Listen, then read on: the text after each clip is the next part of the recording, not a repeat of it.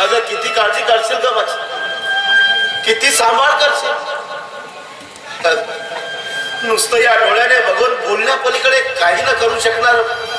अगं निर्जीव झालेलं हे शरीर तुझ्यावर ओझं बनलंय ग, ओझं बनलंय तुझ्यावर.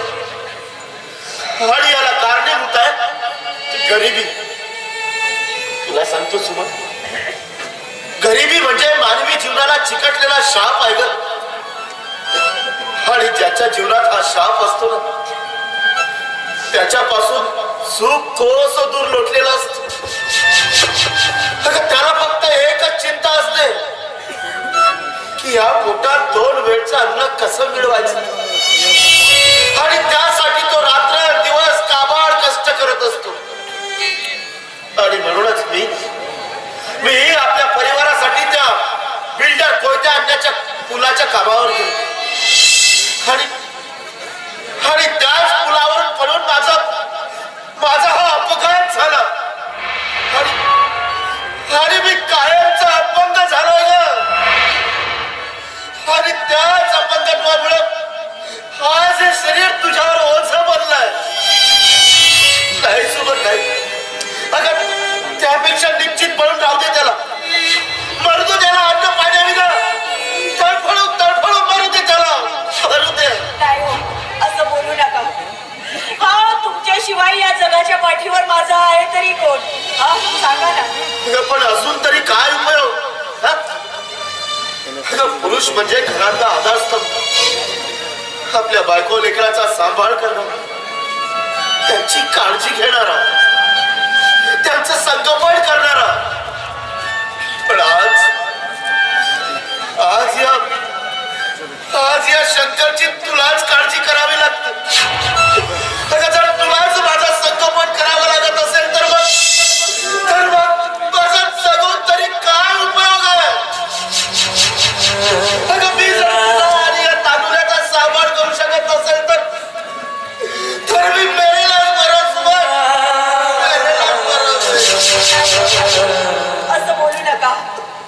हो, अहो तुम्ही असेही असलात ना तरी तुमचा खूप मोठा आधार आहे मला. होय, अहो या माझ्या तारूला बाळाला घेऊन या जगाच्या पाठीवर कुठे जाणार आहे मी? सांगा ना. आणि या बाळाला घेऊन कुठेही या जगाच्या पाठीवर गेले ना तरी या जगातील वासनांद लोकांच्या नजरा माझ्या एकट्या असह्य स्त्रीचे लचके तोडायला मागे पुढे पाहणार नाही. होय, मग सांगा ना, मी कसं वाचवणार नाही तुम्हाला? पण सुमन, आज जर कोणी तुझ्या इज्जतीवर घाला घालायला आलं तर त्याचा सामना नाही का करू शकत? मी नाही करू शकत. अहो पण मी समर्थ आहे ना, मी समर्थ आहे. अहो बाळाचं संगोपन करायला आणि तुम्हाला सुद्धा सांभाळायला. हो, कुठपर्यंत करतो? सांग ना, कुठपर्यंत? अहो कुठपर्यंत म्हणून काय विचारतो?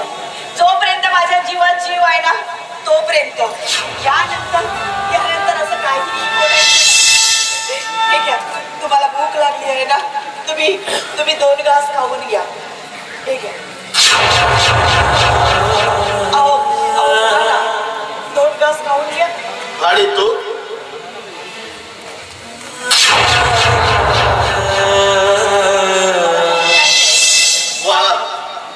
वा सुमन, वा.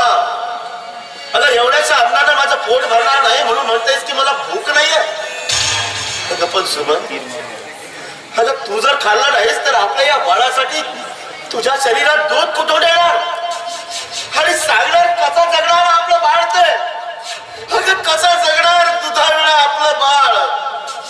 कसं जगणार? कोणत्या अण्णा? अरे तुझ्या मुलाच्या कामावरून पडून माझा अपघात झालाय ना रे. आणि मी कायमचा अपंग झालोय.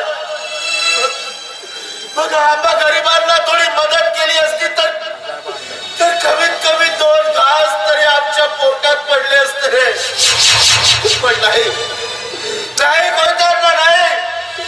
अरे मदत करणं तर दूर, उलट तू दिवसेंदिवस आमच्यावर करतोय.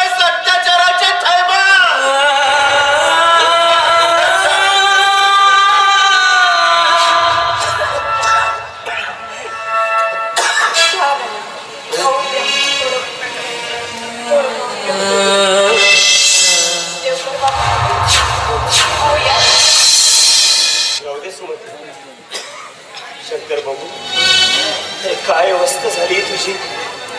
नाही भगवंत रे ही तुझी परिस्थिती. पण हे बघ काही काळजी करू नकोस. मी आहे ना, मी आहे तुझ्या सोबतीला. अरे कालच तुझी ही दुःखद बातमी मला कळली आणि लगेच हातातली कामं ठेवून मी तुझ्या भेटीला आलोय. पण हे बघ शंकर, काळजी करू नकोस.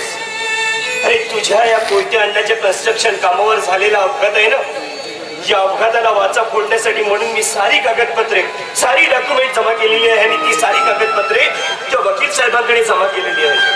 आणि ते वकील साहेब नक्कीच तुझ्या या अपंगात्वाला वाचा फोडण्यासाठी म्हणून ते न्यायालय कामगार मंत्रालयामध्ये फाईल सोपवणार आहे. आणि ते कल्याण कामगार मंत्रालयावाले तुझी जी फाईल आहे ना ती स्वीकारून त्या कोयत्या अन्नाकडून तुला तुझा मोबदला नक्कीच मिळवून देतील. नाही देवदार बाबू नाही. ही बातमी जर त्या कोयत्या अन्नाला कळाली आणि त्यांनी जर आम्हाला ती झोपडी खाली करायला लावली तर आम्ही कुठे जाणार.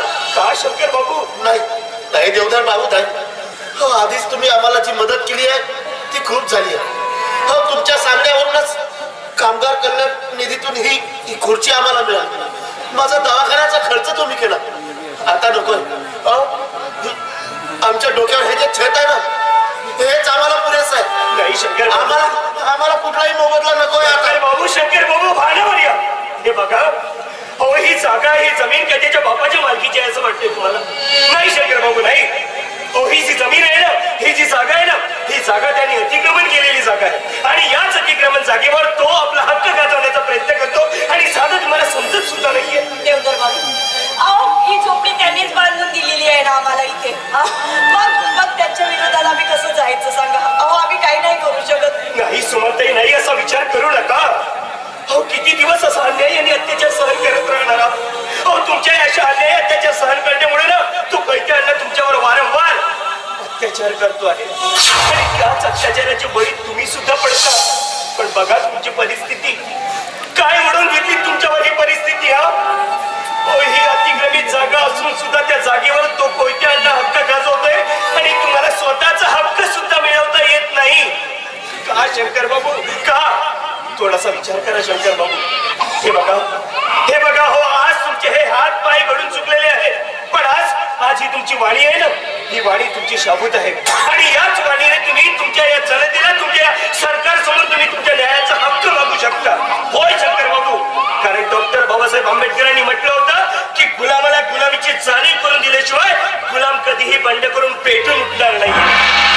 तेव्हा तुम्हाला सुद्धा पेटून उठायचं आहे. गुलामगिरीसारखं जीवन जगायचं नाहीये. कारण त्यांच्या हातात एक कलम होती आणि त्याच कलमेच्या आधारावर त्यांनी हे हक्क संविधान लिहिलं आणि याच संविधानाच्या बळावर आज हे संपूर्ण जग चालतं. हे कसं विसरताय शंकर बाबू? तुम्हाला मन घट्ट करायचं आहे, जगायचं आहे तुम्हाला, तुम्हासाठी नाही तर या बाळासाठी. बघा हा तुमचा बाळ रडतो आहे आणि साधं तुम्ही त्याला दूध सुद्धा विकत घेऊन आणू शकत नाही. काय करणार आहात मग? बोलायला काय करणार आहात? मग असेच हिप्पत पडणार नाही शंकर बाबू. नाही, तुम्हाला मन घट्ट करायचं आहे, जगायचं आहे. स्वतःसाठी नाही तर आपल्या बाळासाठी, या सुमनसाठी तुम्हाला जगायचं आहे आणि आपले हक्क, आपले न्याय या सरकारकडून मागून घ्यायचे आहे. शंकर बाबू बस, यामध्ये माझा काही स्वार्थ नाहीये. मी हे सगळं जे काही करतोय ना ते फक्त आणि फक्त तुमच्या भल्यासाठीच करतो आहे. आणि यानंतर जर काही मदत लागली ना तर मला विचार. हा देवधर जगताप तुम्हाला सदा मदत करत राहणार आहे. येतोय सुमनताई, येतोय शंकर.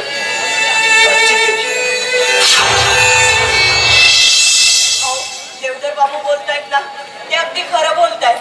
पण आपण काय करणार? आपण काहीही करू शकत नाही. मलाही त्यांचं म्हणणं पडलंय. पण या निर्जीव झालेल्या शरीराला त्या कोयत्या अन्नाचा सामना नाही का करू शकत. म्हणून मी एक निर्णय घेतलाय. कसला निर्णय?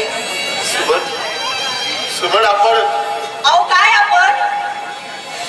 सांगा ना, कसला निर्णय घेतला तुम्ही? सुमन आपण काय आपण?